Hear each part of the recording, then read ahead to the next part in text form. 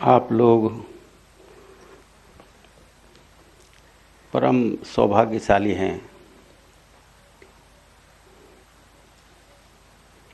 मैं सौभाग्य के आगे परम शब्द इसलिए लगा रहा हूँ क्योंकि संसार के सौभाग्यों से अलग सत्संग का सौभाग्य होता है।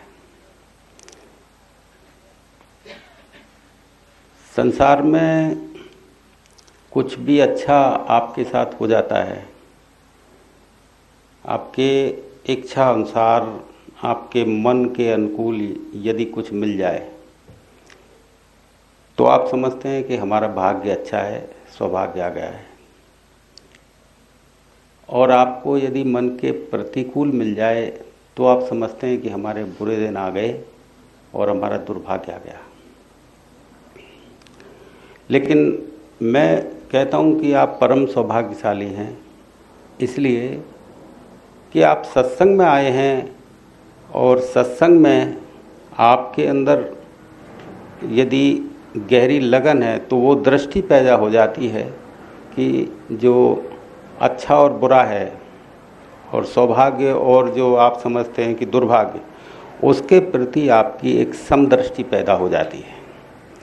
फिर दुख उस दुख की तरह नहीं लगता और ना वो सुख उस सुख की तरह लगता है।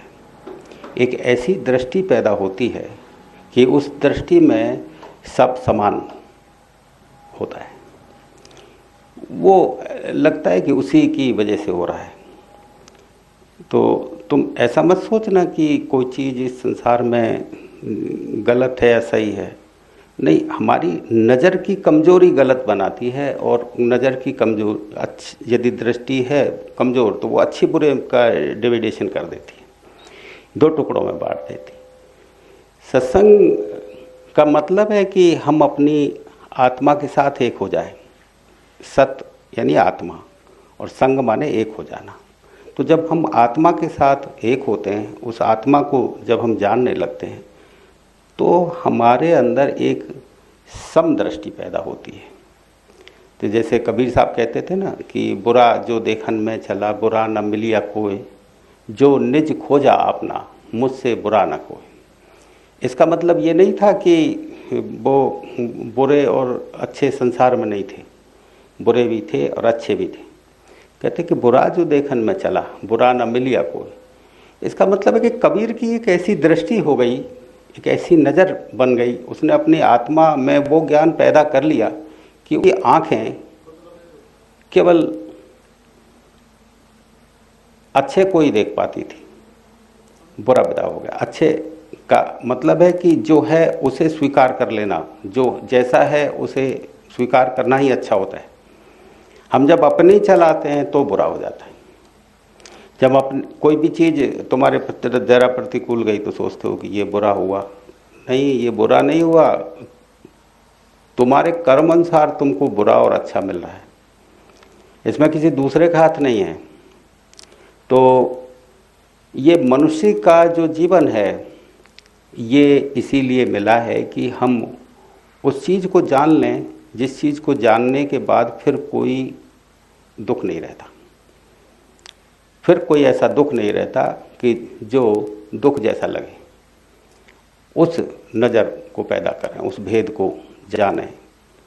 तो आपको मैं परम कह रहा हूँ कि आप ये बातें सुन के आपके अंदर ये कोई लगन लग जाए कि हमारा जो जीवन है वो तो कमाने खाने में ही गया, वो तो सब ऐसे ही चला गया भाग दौड़ में, पैसे की भाग दौड़ में, रिश्तों की भाग दौड़ में और इधर पूजा पाठ की भाग दौड़ में चला, मिला कुछ भी नहीं।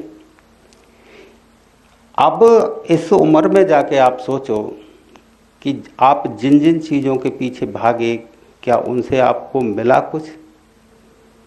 आप देखो अच्छी अच्छी चीज़ों के वासनाओं के पीछे भागे तो देखिए आपके शरीर में किस तरह का हो गया है। आप रिश्तों के पीछे भागे, जिन जिन रिश्तों के पीछे भागे उनसे ही आपको गाली गलौच मिली, वो ही बुराई कर रहे तुम्हारे। तुम मंदिर पूजा पाठ कितने ही भाग लिए, तुम नहीं जाते तब भी तुमने जो कर्म किए हैं ना अच्छे तो अच्छा आता और बुरे किए तो बुरा आता। तुम्हारे मंदिर जाने से कोई फर्क नहीं पड़ता। जो मंदिर नहीं जाते हैं उनको भी वे भी वैसे ही रहते हैं, तुम जाते हो। तुम्हारी एक धारणा बनी है। तो जब तक नज़र जो है तुम्हारे अंदर आत्मिक ना होगी, जब तक संसारी नज़र है, तब तक इसी तरह से दुख, एक दुख से दूसरे दुख पर चलते चले जाओगे, सुख नहीं कभी आना।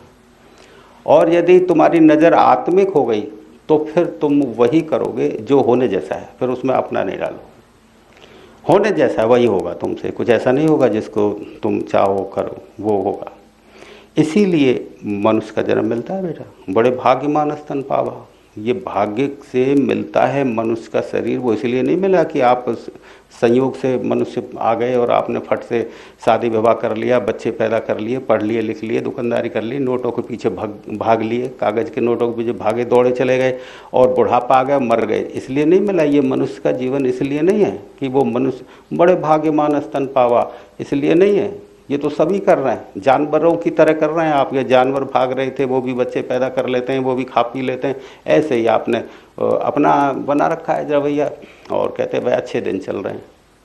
अरे अच्छे दिन किसी के आते नहीं बेटा, ये कब सभी सोच लेना तुम।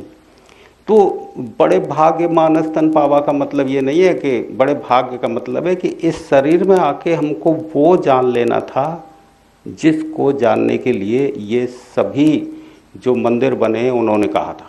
जो मंदिरों में बैठे हैं ना ये भगवान, चाहे वो हनुमान जी हैं, चाहे राम हैं, चाहे कृष्ण हैं, तुम उनकी जीवनी तो उठा के देखो कि ये नोटों के पीछे भगे थे और आप इनसे नोट मांग रहे हैं। ये बच्चों के पीछे भगे थे, आप इनसे बच्चे मांग रहे हैं। आप वो चीज़ मांग रहे हैं जो इनका जिन चीज़ों के प्रति समदृष्टि पैदा हो गई थी इनकी, आप उन चीज़ों के लिए खास दृष्टि बना रहे हैं। तो इनके जो मंदिर थे वो इसलिए थे कि इन्होंने अपने आत्मा को जाना था, चाहे वो हनुमान जी हैं, चाहे वो राम हैं, चाहे कृष्ण हैं, चाहे जब इन्होंने अपने आत्मा के भेद को जान लिया तब जा कर के इनके मंदिर बनवाए।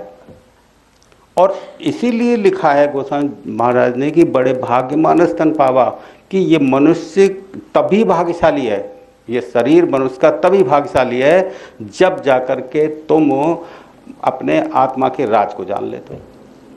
अब तुम सोचो कि हनुमान जी जान सकते थे इस राज को, या शंकर जी जान सकते थे आत्मा के राज को, या फिर राम और कृष्ण जान सकते थे। तो ऐसा तुम्हारे जैसा ही शरीर था राम का, और तुम्हारे जैसा ही शरीर था कृष्ण का, तुम्हारे जैसे शरीर शिव जी का था। उन्होंने भी तुम देख लो किताब पढ़ के शादी विवाह करें और बच्चे पैदा हुए उनके। तो जब बच्चे पैदा हो रहे हैं तो वो तुम्हारे जैसे ही तो करते थे सब कुछ, मतलब कमाना, खाना, उठना, बैठना, गृहस्थी, रिश्तेदारी तुम्हारी तरह तो करते थे। अब वो तो भगवान क्यों बन गए और आप इंसान क्यों रह गए? ये सोचो तो सही, जरा दिमाग तो लगा के देखो कि आप वो भगवान बने और आप इंसान रह गए। भगवान इसलिए कि वो समझ गए कि बड़े भाग्यमान स्तन पावा, कि ये मनुष्य का शरीर बड़े भाग से मिला है, अभी बना लो काम, अभी चलो, अभी चलना है, अभी देखना है कुछ है या नहीं, स्वर्ग बैकुंठ वगैरह है क्या नहीं, जीते जी देखना है। मरने के बाद भूत बनना है तुम्हें, ये पक्का है। और भूत कितनी तकलीफ पाते हैं ये तुम देख लो। जब शरीरों में भूत आते हैं ना, वो इतने कोई भूखों मर रहा है, कोई डंडे खा रहा है, किस तरह से तकलीफ। आपको भी ऐसे ही बनना है भूत, क्योंकि कोई भी कर्म आपका मनुष्य आत्मा के उद्धार का हुआ ही नहीं है।